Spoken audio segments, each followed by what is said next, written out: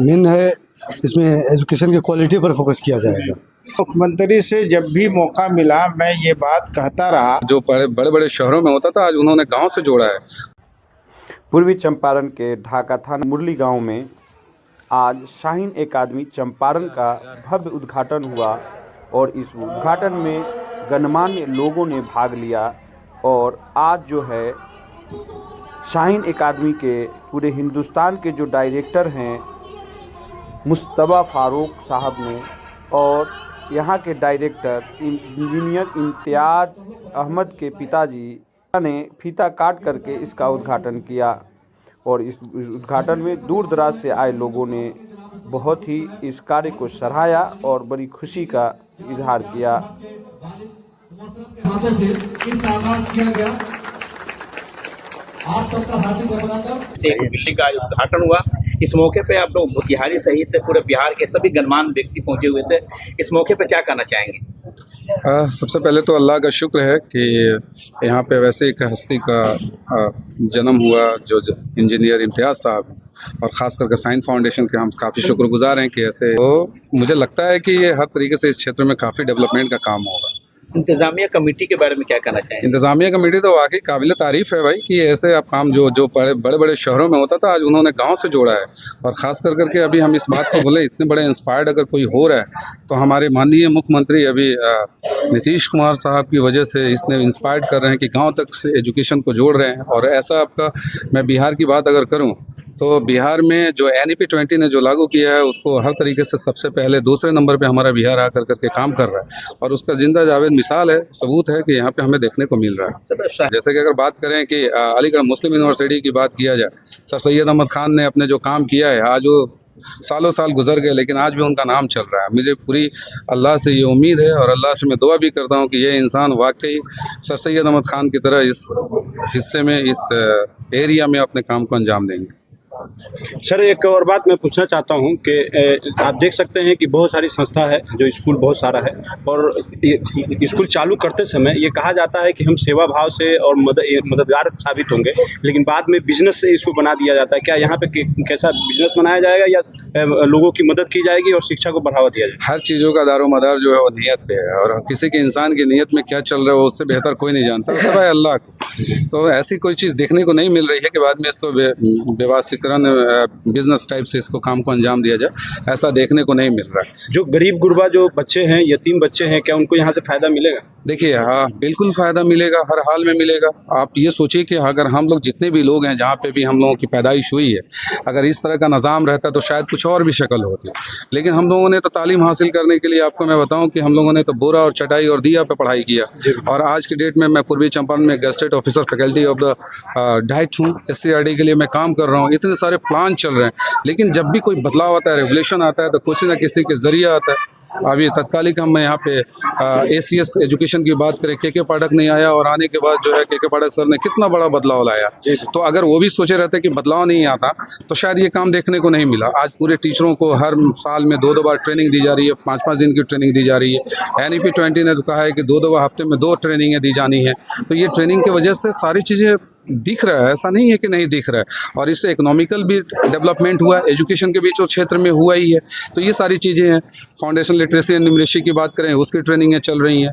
Mental achievement की बात करें, मेंटल हेल्थ की बात करें, वेलनेस, बीइंग वेलनेस की बात करें, ये सारी चीज़ें डेवलपमेंट तो ऑलरेडी हो ही रहा है। तो ये सारे काम हो रहे हैं और उसी का असर आपको दिख रहा है। जो यहाँ पे शाइन फाउंडेशन आपको दिख रहा है, उसी का असर है। तो धीरे धीरे वहाँ से यहाँ तक चल रहा है। और वाकई हर काम के लिए आप चाहे जितना भी कुछ काम कर लीजिए, जो भी रिसर्च पेपर भी आप निकाल करके देखिए तो उसमें सारे प्लान के पीछे फाइनेंशियल स्टेटस बहुत इंपॉर्टेंट होता है। और यहाँ पे जैसा कि हम लोगों ने सुना है कि भाई बहुत सारे लोग यहाँ पे कैपिटलिस्ट हैं, लेकिन उसके बावजूद भी जिसने हिम्मत करके इतने बड़े काम किया है, तो नो डाउट अल्लाह उसकी मदद करेगा। और निश्चित तौर पे उनके अंदर इस तरह की कोई चीज़ें नहीं दिख रही है जो बिजनेस से जोड़ करके इसको देखा जाए। एक चीज़ सोचिए कि एजुकेशन सब तक पहुँचे, कोई बच्चा छूटे नहीं।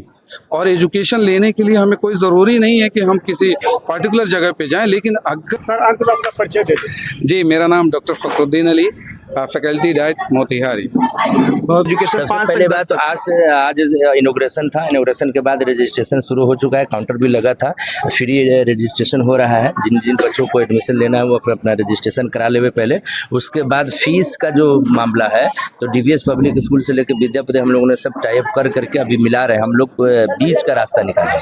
ये नहीं कि जो बहुत ज़्यादा फीस किसी डीवीएस का है जैसे विद्यापति का है तो नहीं, हम लोग अपना एक स्ट्रक्चर तैयार कर रहे हैं, वो आपको बहुत जल्द ही इन्फॉर्म कर दिया जाएगा। लेकिन फ्री रजिस्ट्रेशन हो रहा है। एडमिशन जिसको बुकिंग करना है प्री बुकिंग करें, रजिस्ट्रेशन करिए, वो आपका चल रहा है, वो आप ले सकते हैं 0 से लेकर 5 किलो। ट्रैवलिंग का गाड़ी का भी व्यवस्था किया गया है। गाड़ी का भी व्यवस्था है, जिस तरह से जरूरत लगेगा, जैसे जिस गाँव में है उस गाँव तक गाड़ी जाए। नर्सरी से कहाँ तक की पढ़ाई? 0 से लेकर 5 क्लास। शाहीन एकेडमी के नामांकन और एडमिशन का जो प्रोसेस है ये अकॉर्डिंग टू शाहीन एकेडमी होगा। अभी हम लोग बेसिकली एक फॉर्म दे रहे हैं, वो फॉर्म फिलअप करके गार्जियन लेके आएंगे। उस फॉर्म फिलअप के आधार पे हम उसको नेक्स्ट टाइम बताएंगे कि फीस स्ट्रक्चर क्या होगी। नामांकन के लिए किसी तरह का शुल्क भी लगेगा यहाँ? अभी नामांकन एडमिशन चार्ज नहीं है, फ्री है। अभी कितने बच्चों का नामांकन होगा पहले सत्र के लिए यहाँ? पहले सत्र के लिए अभी हम देख रहे हैं कि जितना हो सके उतना बच्चा का करेंगे, इसलिए कि हमारे पास बहुत अच्छे अभी हमारे यहाँ जो एडमिशन का प्रोसेस है वो नर्सरी से लेकर क्लास 5 तक चलेगी। और हम time to time English spoken course, computer course और प्रोफेशनल कोर्स भी लाते रहेंगे। शाहीन पटना से चल कर गया है, तो शाहीन एकेडमी के बारे में क्या कहना चाहेंगे इस क्षेत्र के? देखिए, शाहीन एकेडमी इस वक्त जो है तालीम के मैदान में अच्छा काम कर रही है और ये बीदर से ताल्लुक़ इसका है, एफिलिएशन है, इसलिए इसमें खुसूसियत है। और ये उम्मीद है कि तालीम का जो मेयार जिस तरह बीदर में है शाहीन का, वही मेयार यहाँ भी शाहीन एकेडमी में होगा।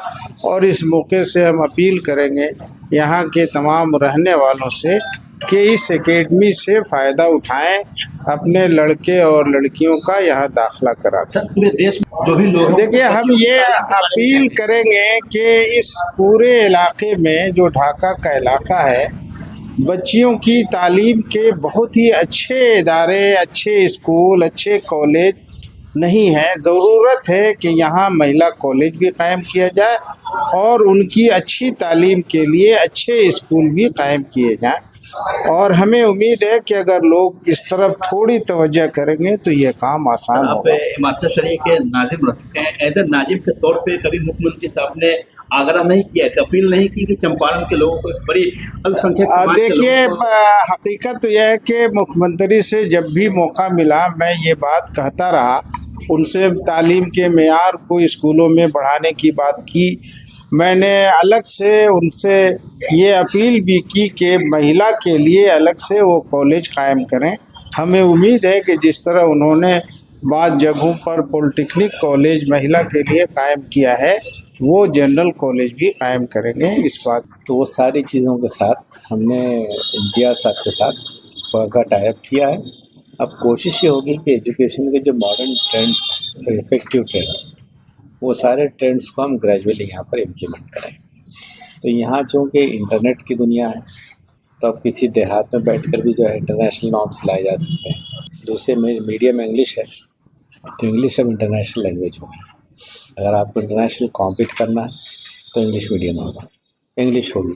तीसरी चीज़ ये है कि हम कम्युनिटी का बैकग्राउंड रखते हैं, तो हमारे सामने कुछ वैल्यूज़ होती हैं, हम वो वैल्यूज़ को कैरी करते हैं ताकि जो बच्चों को हम ला रहे हैं तो उनको वैल्यूज़ के मुताबिक, अक़दार के मुताबिक उनकी तरबियत भी कर सकें।